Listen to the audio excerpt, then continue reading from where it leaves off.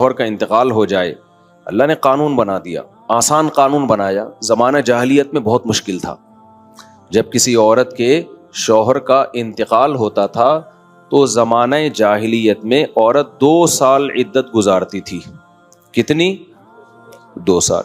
اور اس 2 سال میں وہ میلی کچیلی رہتی تھی، یہاں تک بھی بعض روایات میں آتا ہے اس کی جگہ کو گندا رکھا جاتا تھا، مینگنیاں لا کے ڈال دی جاتی تھی گند میں رہے۔ اسلام نے اس حکم کو ختم کیا، یہ ظلم ہے عورت کے اوپر۔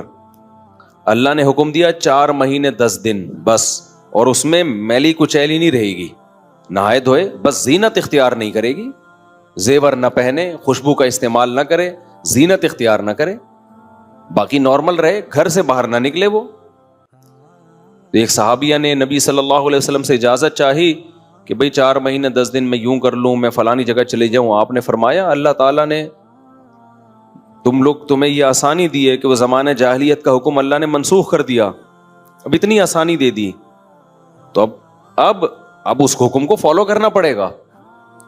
اب آج کل خواتین کیا کرتی ہیں، شوہر کی ڈیتھ ہوئی، جو دیندار نہیں ہے ان کی تو بات ہی نہیں کر رہا نا، ان کی نظر میں تو عدت ودت کی کوئی 2 ٹکے کی حیثیت ہی نہیں ہے، وہ تو اس کو دقیانوسی حکام سمجھتی ہیں۔ لیکن جو دیندار ہیں وہ بھی بھائی، وہ ڈیتھ ہوئی، شوہر کا چہرہ دیکھنے کے لیے جا رہی ہیں ہسپتال، پھر وہ فلانے کے کام سے جانا ہے تو آج فلانے کے کام سے جانا ہے، تو آج یوں کرنا ہے، آج یہ کرنا ہے، یہ فلانے پورشن میں چلی جاتی ہوں، ماموں کے گھر جا کے عدت گزار لیتی ہوں۔ بھائی اللہ تعالیٰ نے جو عدت کے حکام دیے ہیں، شوہر کی ڈیتھ ہوتے ہی عورت کی عدت بولو شروع، اور عدت میں 2 کام لازمی ہیں، گھر سے نہیں نکلنا ہے، زینت اختیار نہیں کرنی۔ اب اس میں لوگ ہمیں تنگ کرتے ہیں، یار وہ چہرہ دیکھنے جانا چاہتی ہے ہاسپٹل میں، بھائی شوہر کو گھر لے آؤ، اگر بیوی نے اپنے شوہر کو دیکھنا ہے میت کو گھر لے آؤ، عورت نہیں روڈ پہ آ سکتی، جنازے کی چارپائی کے پیچھے پیچھے جا رہی ہوتی ہیں گھر سے باہر نکل کے، پھر اللہ کو غضب آئے گا، جب میں نے ایک آرڈر دے دیا ہے اس کو ہلکا کیوں لے رہے ہو؟ عیادت کے لیے نہیں جا سکتی وہ، سمجھ رہے کہ بھئی فلاں بیمار ہے تو چلو میں عیادت کے لیے چلی جاؤں، فلاں کی ڈیتھ ہو گئی چلو میں تعزیت کے لیے، حج ختم ہو جاتا ہے اس سے۔ حج کی کتنے مسئلے آتے ہیں، عورت نے حج کی درخواست دی ہوئی ہے، نام آ گیا، حج پہ جانے کی تیاری ہو گئی، شوہر کا انتقال ہو گیا، اب جس دن جانا ہے 4 مہینے تو ہو جائیں گے، 10 دن رہ جائیں گے، تو ہم کہتے ہیں بھائی 10 دن کیا، 1 گھنٹہ بھی رہ گیا ہونا 4 مہینے 10 دن ہونے میں، آپ کو 1 گھنٹہ پہلے بھی نکلنے کی اجازت نہیں، بے شک حج ضائع ہو جائے کوئی بات نہیں، حج کینسل ہو جائے، کیونکہ حج کی فرضیت پہ عدت مقدم ہے، حج اگلے سال بھی ہو سکتا ہے، عدت تھوڑی ہو سکتی ہے۔ تو ہاں یہ اللہ نے آسانی رکھ دی ہے کہ جس عورت کا کوئی کمانے والا نہ ہو، اللہ نے لچک، جہاں شدید ضرورت تھی وہاں اللہ نے خود بخود لچک رکھ دی کہ بھوکے تو نہیں مر سکتے نا، کمانے والا کوئی نہیں ہے تو کمانے کے لیے جا سکتی ہے، مجبوری ہے بھائی کمانا، تو اس میں فقہاء نے بیان کیا دن دن میں جائے بغیر زینت اختیار کیے، اور دن میں واپس آ جائے، اور صرف کمانے کی حد تک باہر نکلے، ادھر ادھر نہ جائے۔ اب اس میں خواتین یہ کیوں ایسے کیا، بھائی اللہ کا حکم ہے، اب اس میں آپ کو چونو چرا کی اجازت بولو نہیں ہے، بس آرڈر دے دیا۔ پھر اللہ نے یہ بھی حکم نازل کر دیا کہ اگر عورت پریگنینسی میں ہے تو بچہ ہوتے ہی اس کی عدت ختم ہو جائے گی۔ دیکھو ہمارے نبی صلی اللہ علیہ وسلم بھی اللہ کے آرڈر کے سامنے کیسے اپنی عقل نہیں استعمال کرتے تھے۔ ایک صحابیہ کو حمل تھا، ان کے شوہر کی ڈیتھ ہوئی ہے اور ادھر بچہ پیدا ہو گیا، ادھر ڈیتھ ہوئی اور ادھر فوراً ہی، اب ان کو خیال ہوا بھائی اتنی جلدی تو عدت پوری نہیں ہوتی، تو کیا کرنا ہے، نبی نے سے مسئلہ پوچھا گیا، آپ نے فرمایا ختم۔ جب اللہ نے کہہ دیا وَأُولَاتُ الْأَحْمَالِ أَجَلُهُنَّ أَن يَضَعْنَ حَمْلَهُنَّ، کہ حمل والی عورت کی عدت یہ ہے کہ بچہ جن لے، تو بچہ جن دیا تو اللہ نے تو نہیں کہا کہ 1 سیکنڈ بعد جنے یا 1 سال کے بعد جنے، اللہ نے یہ کہا ہے اللہ نے قرآن میں، تو ہمارے نبی بھی اللہ کے حکم کو کیسے فالو کرتے تھے نا۔ اگر یہی بچہ پہلے پیدا ہو جاتا پیدا ہوتے ہی شوہر کی موت ہو جاتی. فقہا بہت باریک مسائل بیان کرتے ہیں اور آج کل کے اسکالر نا ان کا مذاق اڑاتے ہیں کہ دیکھو یہ اتنی باتوں میں لوگوں کو الجھایا ہوا ہے. فقہا نے بیان کیا ہے کہ ادھر بچہ پیدا ہوا, کیونکہ ایسا ممکن ہے, قانون جب لکھا جاتا ہے تو امکان کو بھی لکھا جاتا ہے کہ ابھی آدھا بچہ پیدا ہوا ہے اور شوہر کی ڈیتھ ہو گئی تو کیا ہوگا.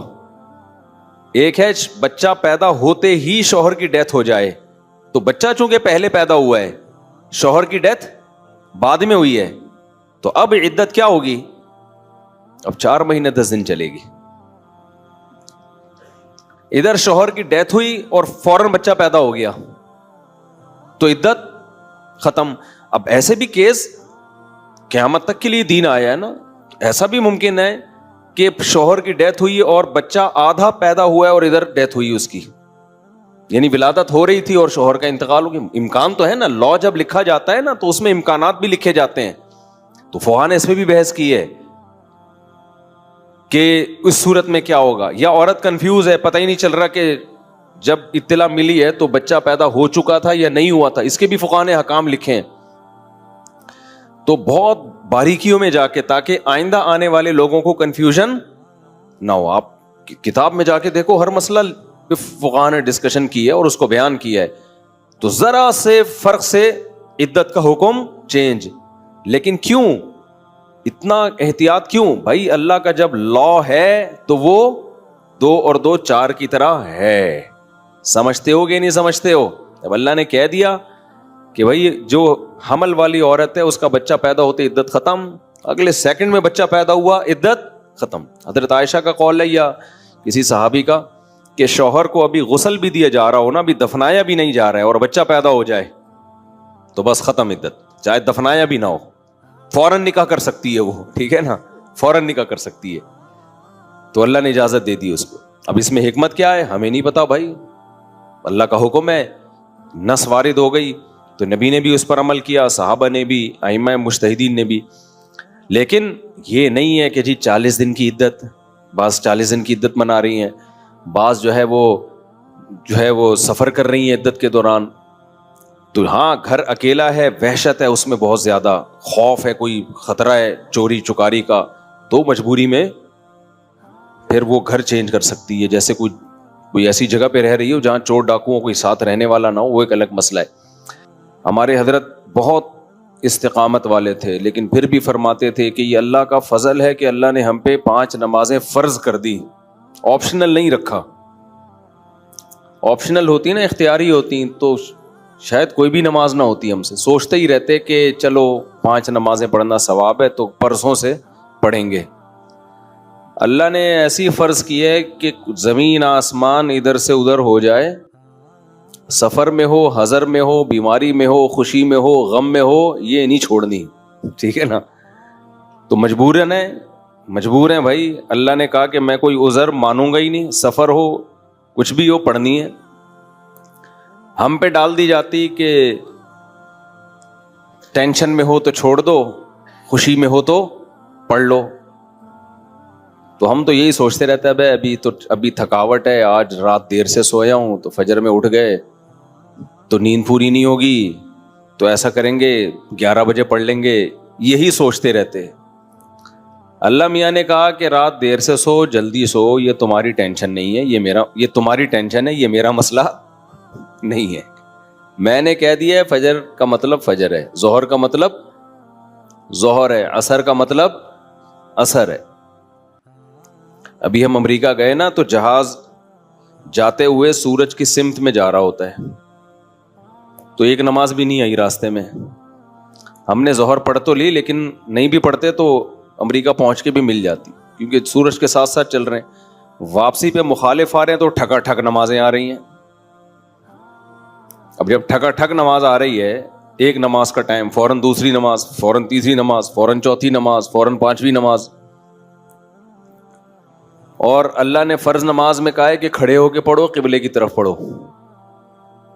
یہ ممکن نہیں ہے تو پھر مجبوراً بیٹھ کے پڑھو, لیکن فرض نماز پھر بعد میں لوٹانی چاہیے, کیونکہ فرض نماز اصل میں قیام بھی فرض ہے اور قبلہ رو ہونا بھی فرض ہے. تو اب ہمارے ساتھ دوست تھے, انہوں نے کہا کیسے؟ میں نے کہا مجبوراً بھائی پڑھنی پڑے گی, اللہ کا حکم ہے, نماز آپ سفر میں نہیں چھوڑ سکتے. اللہ نے 4 کی 2 کی ہی اسی لیے کہ میں نے 4 کی 2 کر دی ہیں, چھوٹی کر دی ہے, اس لیے کہ چھوڑنا نہیں ہے, آدھی کر لو. چھوڑنے کا آپشن ہوتا تو اللہ پھر کہہ دیتا ٹینشن میں ہو تو چھوڑ دینا, نہیں تو پھر پوری پڑھ لینا, یہ کہتا نا اللہ تعالیٰ. اب جب نماز کا ٹائم آیا, ہم نے کہا بھائی کہ نماز پڑھنی ہے, تو وہ نماز میں جہاز میں جگہ کہاں دیتے ہیں. خیر ہم نے ریکویسٹ کی تو جگہ آگے, انہوں نے کہا آگے جا کے پڑھ لو. تو ہم نے کیا کیا, ہم نے کہا بھائی آج کل ایک ایپ آ رہی ہے جو لوگ جہازوں میں سفر کرتے ہیں, اس کا نام ہے حلال فری کر کے کچھ ہے, نام بھول گیا میں, بڑا زبردست نام ہے, آپ لوگ نوٹ کر لیں, وہ کبھی جہاز میں سفر ہو نا, حلال ٹرپ, یہ ایپ ڈاؤن لوڈ کر لیں اپنے موبائل میں. اور اگر ڈاؤن لوڈ نہیں ہو رہی تو ڈائریکٹ گوگل پہ بھی سرچ کی جا سکتی ہے, حلال ٹرپ گوگل پہ لکھیں تو وہ ایک ویب سائٹ آ جائے گی, وہ کھولیں, وہ آپ سے مانگے گا جہاز کے ٹائمنگ کیا ہے, کدھر سے کدھر جا رہا ہے, کیا تاریخ ہے, آپ اس میں ڈالیں گے, ٹھک کر کے وہ بتا دے گا کہ آپ کی جو گھڑی میں اس وقت ٹائم ہو رہا ہے اس کے مطابق فجر کتنے بجے, ظہر کتنے بجے, عصر کتنے بجے, مغرب کتنے بجے, عشاء کتنے بجے, اور اتنے بجے قبلہ کہاں ہوگا, اتنے بجے قبلہ جہاز میں کس سمت میں ہوگا.